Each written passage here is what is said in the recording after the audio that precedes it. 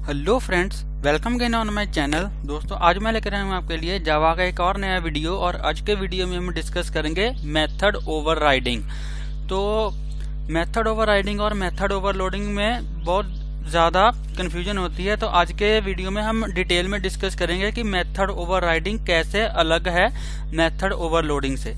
तो basically method overloading में क्या होता है, हमारे पास दो फंक्शंस होते हैं सेम नेम के, लेकिन उनके जो पैरामीटर्स होते हैं वो डिफरेंट होते हैं इन नंबर्स। मतलब कि एक फंक्शन में हम एक पैरामीटर पास करते हैं और दूसरे में हम दो पैरामीटर पास करते हैं। ठीक है, तो ऐसे हमारे जो नंबर ऑफ पैरामीटर्स हैं वो डिफरेंट होते हैं इन मेथड ओवरलोडिंग। लेकिन मेथड ओवरराइडिंग में क्या होता है कि हमारे जो फंक्शंस होते हैं वो सेम ही होते हैं। मतलब कि हमारे पास दो फंक्शंस होंगे और दोनों फंक्शंस के जो नेम होते हैं और दोनों फंक्शन के जो पैरामीटर्स होते हैं वो बिल्कुल सेम होते हैं। तो हम कैसे यूज करते हैं मेथड ओवरराइडिंग को इन जावा, तो चलिए इसको डिस्कस करते हैं। तो लेट्स से यहाँ पे हमने क्या किया, सबसे पहले हमारी ये क्लास है, इसके अंदर मैं क्या करूंगा, सबसे पहले मेन फंक्शन डिफाइन करूंगा। तो यहाँ पे मैं लिखूंगा पब्लिक स्टैटिक वॉइड मेन। तो यहाँ पे मैं लिखूंगा पब्लिक स्टैटिक वॉइड मेन। ठीक है, इसके अंदर हम क्या करते हैं, एक स्ट्रिंग टाइप का एरे पास करते हैं। तो यहाँ पे लिखूंगा स्ट्रिंग args और इस मेन फंक्शन के अंदर हम क्या करेंगे, अपनी जो क्लासेस होंगी उनके हम ऑब्जेक्ट्स क्रिएट करेंगे। ठीक है, तो यहाँ पे अब हम क्या करेंगे, अपनी जो क्लासेस है उनको यहाँ पे डिफाइन करेंगे। तो यहाँ पे सबसे पहले मैं एक क्लास डिफाइन करूंगा। लेट से क्लास, इसका नाम मैं रखूंगा बेस।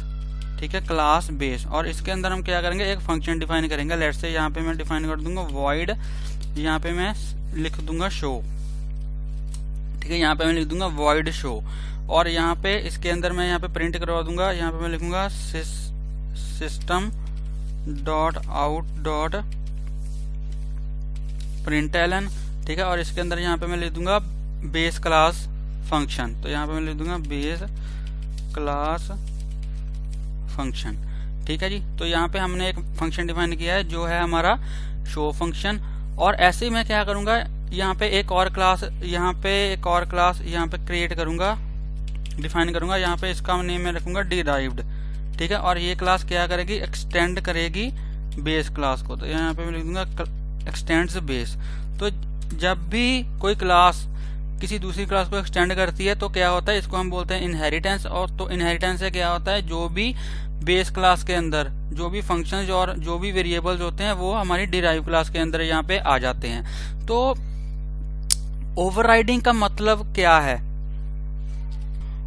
ओवरराइडिंग का मतलब होता है कि हमारे पास दो फंक्शंस हैं जिनका नेम भी सेम है, उनकी जो रिटर्न टाइप है वो भी सेम है, उनके जो पैरामीटर्स हैं वो भी सेम है, लेकिन जो उनकी फंक्शनैलिटी है, जो भी वो काम कर रहे हैं वो डिफरेंट होगी। तो इसको हम बोलते हैं मेथड ओवरराइडिंग। ठीक है जी, तो यहाँ पे इसके अंदर भी मैं क्या करूंगा, अब इस क्लास ने इसको इनहेरिट कर लिया फंक्शन को, इस क्लास ने इसको इनहेरिट कर लिया। तो इसका मतलब कि डिराइव क्लास के अंदर भी हमारे पास एक शो नाम का यहाँ पे फंक्शन होगा। अगर मैं यहाँ पे डिराइव क्लास का ऑब्जेक्ट क्रिएट करूँ, तो अगर यहाँ पे मैं डिराइव्ड क्लास का ऑब्जेक्ट क्रिएट करूँ, मैं आपको दिखाता हूँ। तो यहाँ पे मैं लिखूंगा वो भी is equal to new derived.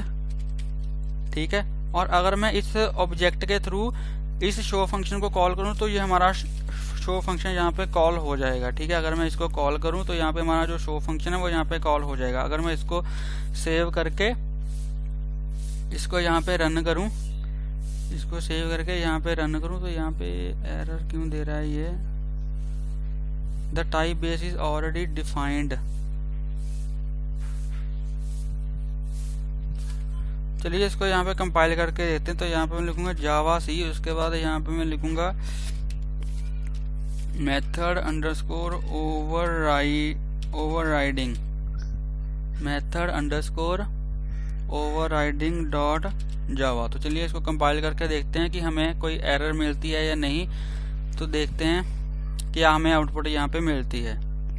तो यहाँ पे ये देखिए हमारा जो प्रोग्राम है वो कंपाइल हो चुका है, इसमें कोई भी एरर नहीं है। अगर मैं इसको रन करूँ प्रोग्राम को, अगर मैं इस प्रोग्राम को रन करूँ तो यहाँ पे हमारा ये प्रोग्राम है ये रन हो जाएगा और हमें जो ये शो मेथड है ये हमें यहाँ पे इसकी जो आउटपुट है वो डिस्प्ले हो जाएगी। ये देखिए बेस क्लास फंक्शन। तो यहाँ पे ये देखिए हमने क्या किया, यहाँ पे हमने ऑब्जेक्ट क्रिएट किया है डिराइव क्लास का। ठीक है, और हमने कॉल किया है बेस क्लास के फंक्शन को इससे, तो ये यहाँ पे कॉल हो गया है, क्योंकि जब हमने इनहेरिट किया बेस क्लास को डिराइव क्लास से, तो जो भी बेस क्लास के फंक्शन है वो डिराइव क्लास के अंदर यहाँ पे आ चुके हैं। लेकिन अगर मैं इस क्लास में भी, डिराइव क्लास में भी एक इसी नाम का फंक्शन यहाँ पे डिफाइन कर दूं,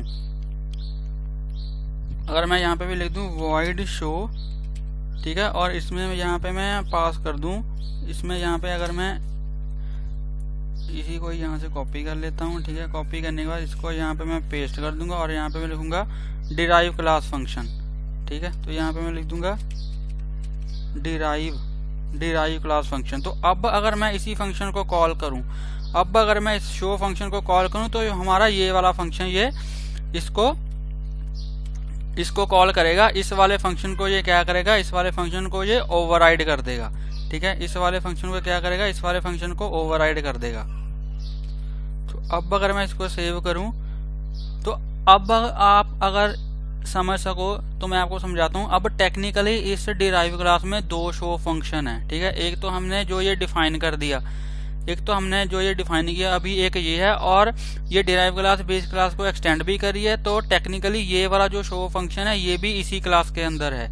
तो ये अब हम इस डिराइव क्लास के ऑब्जेक्ट के थ्रू शो फंक्शन को कॉल कर रहे हैं। अब इस क्लास में हैं दो शो फंक्शन है इस क्लास में, ठीक है। तो अब देखते हैं कि ये कौन से फंक्शन को कॉल करती है, ये कौन से फंक्शन को कॉल करेगी, कि जो इस क्लास का अपना शो फंक्शन है, ये उस शो फंक्शन को यहाँ पे कॉल करेगा जो ये हमारा ऑब्जेक्ट है, ठीक है। यहाँ पे ओबी है, तो यहाँ पे मैं ओबी कर दूंगा, इसको यहाँ पे सेव करूंगा, सेव करने के बाद इसको दोबारा से यहाँ पे मैं पहले कंपाइल करूंगा, तो देखते हैं कि कंपाइल होता है या नहीं, होना तो चाहिए, हो जाएगा ये कंपाइल। तो ये हमें एरर दे रहा है, invalid method declaration return type required.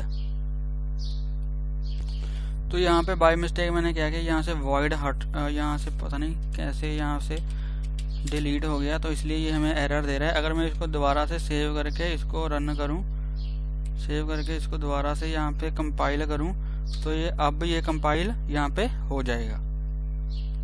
तो ये देखिए अब यहाँ पे कंपाइल हो चुका है, इसमें कोई भी एरर नहीं है। अगर मैं इसको रन करूं तो अब ये क्या करेगा, ये डिराइव क्लास के शो फंक्शन को, ये देखिए डिराइव क्लास फंक्शन, अब इसने क्या किया, इस फंक्शन को यहाँ पे रन कर दिया है। तो इस फंक्शन को इसने क्या किया, ओवरराइड कर दिया, ठीक है। ओवरराइड का मतलब कि जो डिराइव क्लास होती है वो अपने ही फंक्शन को प्रेफरेंस देती है as compared to base class, अगर दोनों फंक्शंस के नेम भी सेम हो, उनकी डेटा टाइप भी सेम हो, और उनके जो नंबर ऑफ आर्ग्यूमेंट्स हैं वो भी सेम हो, ठीक है। तो ओवरलोडिंग और ओवरराइडिंग में बेसिक सा डिफरेंस ये है कि ओवरलोडिंग तब होती है जब हमारे फंक्शंस के जो पैरामीटर्स होते हैं वो डिफरेंट होते हैं, लेकिन उनके नेम है जो वो सेम होते हैं। ओवरराइडिंग में क्या होता है, सब कुछ सेम होता है, नेम भी सेम होता है, रिटर्न टाइप भी सेम होती है, पैरामीटर्स भी सेम होते हैं, लेकिन जो फंक्शनैलिटी होती है फंक्शंस की वो डिफरेंट होती है। तो ये हम यूज क्यों करते हैं, तो लेट्स से हमारे पास कोई पहले से ही क्लास बनी हुई है, उसमें हमने एक मेथड डिफाइन करा है, ठीक है, लेकिन अब कोई और क्लास है जो उस क्लास को इनहेरिट कर रही है, तो लेकिन जो न्यू क्लास है, उस क्लास जो हमने न्यू क्लास क्रिएट की है, उस क्लास में जो उस फंक्शन की फंक्शनैलिटी है, मतलब कि वो फंक्शन जो भी काम कर रहा है वो बेस क्लास के फंक्शन से अलग काम कर रहा है, लेकिन उनका जो नेम है वो सेम है। तो इसलिए हम क्या करते हैं, जो हमारी न्यू क्लास है उस क्लास के अंदर सेम ही मेथड को डिफाइन कर देते हैं, लेकिन उसकी जो फंक्शनैलिटी है उसको हम चेंज कर देते हैं, ठीक है। तो इसको हम बोलते हैं मेथड ओवरराइडिंग। आई होप आपको अच्छे से समझ आया होगा। अगर आपको इसमें कोई भी डाउट हो तो आप मुझे कमेंट सेक्शन में पूछ सकते हो, और अगर आपको ये वीडियो अच्छा लगा हो तो प्लीज इस वीडियो को लाइक करें, शेयर करें और मेरे यूट्यूब चैनल को सब्सक्राइब करें। तो मिलते हैं एक नई वीडियो में एक नए टॉपिक के साथ, तब तक के लिए हंसते रहिए, मुस्कुराते रहिए, सीखते रहिए और सिखाते रहिए। Thank you for watching.